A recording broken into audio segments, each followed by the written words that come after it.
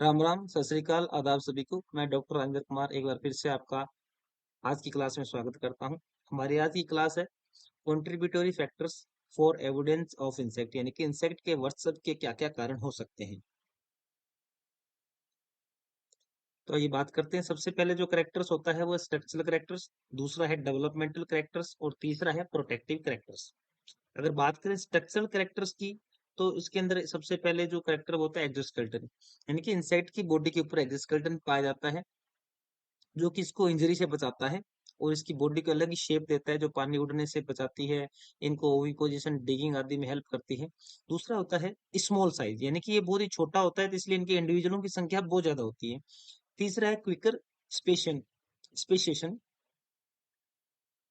यानी कि ये बहुत ज्यादा स्मॉल साइज के होने की वजह से क्विक स्पेशिएशन के अंदर पाया जाता है। ये इजीली अपने आप को एरियल मूड में ले जा सकते हैं, एक जगह से दूसरी जगह जा सकते हैं। चौथा है फंक्शनल विंग, यानी कि इनके अंदर जो फंक्शनल विंग होता है उड़ने के लिए पाए जाते हैं, जो कि एक जगह से दूसरे इनको माइग्रेट करने में, भोजन के लिए, फूड के लिए इनको बहुत ही इजीली इनको एक जगह से दूसरी जगह माइग्रेट कर देते हैं। पांचवा है हेक्सापोड लोकोमोशन, यानी कि इनके अंदर जो छह टांगे होती है, एक ट्राइपोड का काम करती है और इनको इजीली मूव होने में मदद करती है।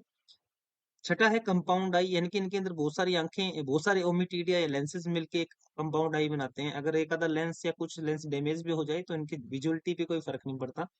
सातवां है स्केटर्ड सेंस ऑर्गन, इनके अंदर सेंस ऑर्गन पाए जाते हैं जो कि हेड के द्वारा कंसंट्रेटेड होते हैं। इनकी हेड के अंदर इनके सेंस ऑर्गन ज्यादातर पाए जाते हैं, जैसे कि एंटीना है, आईज है, कंपाउंड आईज, ओसिल आईज। आठवां है डिसेंट्रलाइज नर्वस सिस्टम, यानी कि इनकी बॉडी के अंदर डिसेंट्रलाइज नर्वस सिस्टम होता है, तो इनको क्या है, आर्टिफिशियल स्टिमुलेशन मिलता है वॉक के लिए, फ्लाई के लिए, फीड के लिए, जनन के लिए।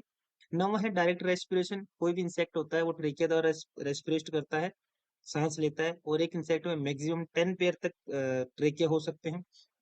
10वां है एंट्रोनेफ्रिक एक्सक्रीशन, यानी कि ये पानी को बिल्कुल भी वेस्ट नहीं करते हैं। अगर कोई प्रोडक्ट बाहर एक्सक्रिएट करना भी चाह रहे हैं, इनकी विस्टा जो होती है, उसको विस्टा से भी पानी निकालने के अंदर क्षमता होती है, जिसको एंट्रोनेफ्रेटिक एक्सक्रीशन भी कहते हैं। इसके बाद आता है डेवलपमेंट करेक्टर। डेवलपमेंट करेक्टर का मतलब होता है इनको जो डेवलप करने वाले होते हैं, जैसे खाना पीना, रहना सहना, जनन प्रजनन आदि। तो सबसे पहले कि इनकी हाई फेकेंडिटी होती है, यानी कि एक मादा बहुत सारे अंडे देती है, बहुत सारे प्रोजेनी अपने करती है, जैसे कि दीमक जो होती है अंडे देने की मशीन कहलाती है। दूसरा है कि ये डेवलपमेंट बहुत जल्दी होता है, इनकी लाइफ साइकिल जो होती है बड़ी शॉर्ट होती है, तो इस वजह से एक साल में बहुत सारी जनरेशन निकाल सकते हैं अपनी ये। तीसरा है स्पेशल स्पेशलाइजेशन ऑफ फूड, यानी कि हर इंसेक्ट अलग अलग, कोई पॉलीफेगस है, कोई मोनोफेगस है, कोई मांसाहारी है, कोई शाकाहारी है, तो सबके भोजन, खाना पीना, रहन सहन बटा हुआ है, तो किसी एक चीज पे डिपेंडेंट नहीं है। चौथा, हैबिट के प्रति स्पेसिफिक होते हैं, कुछ पानी में रहने वाले, कुछ जमीन पे रहने वाले, कुछ जैसे कि आप कह सकते हैं कि हैबिट के हिसाब से अपने आप की इनकी डिफरेंट स्टडीज बटी हुई है। जैसे जो एडल्ट होते हैं, किसकी कुछ एडल्ट होते हैं वो पोलिनेशन करते हैं, किसी की लार्वा जो होती है वो डैमेज करती है। उसके बाद है प्रोटेक्टिव कैरेक्टर्स के अंदर बात करें तो मॉर्फोलॉजिकल एडेप्टेशन, इनकी इनकी बॉडी जो होती है उसके ऊपर एग्जोस्केलेटन होता है, उनका कलर डिफरेंशिएट होता है।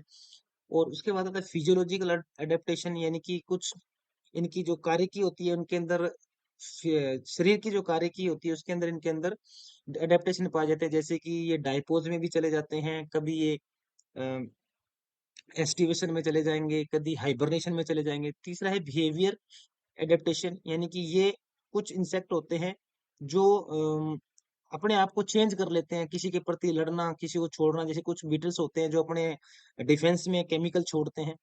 चौथा है कंस्ट्रक्शन ऑफ प्रोटेक्टिव स्ट्रक्चर, यानी कि इनकी बॉडी के ऊपर बहुत सारे ऐसी कंस्ट्रक्टिव स्ट्रक्चर पाई जाती है, जैसे कुछ मधुमक्खी में डंक होता है, कुछ कीड़े होते हैं, इनकी स्ट्रक्चर ऐसी होती है, कोई उन्हें खाना पसंद नहीं करता, कोई उनको हाथ लगाना पसंद नहीं करता है। पांचवा है सिलेक्शन ऑफ सेफ्टी निकी, यानी कि ये कुल मिला के अपने आप को सेफ रखने की पूरी कोशिश करते हैं, जैसे जंपिंग करना, फ्लाइंग करना और डेंजर आने पे एस्केप करना। ये सब चीजें जो होती है इस इंसेक्ट को प्रोटेक्टिव करेक्टर्स के अंदर डेवलप करती है।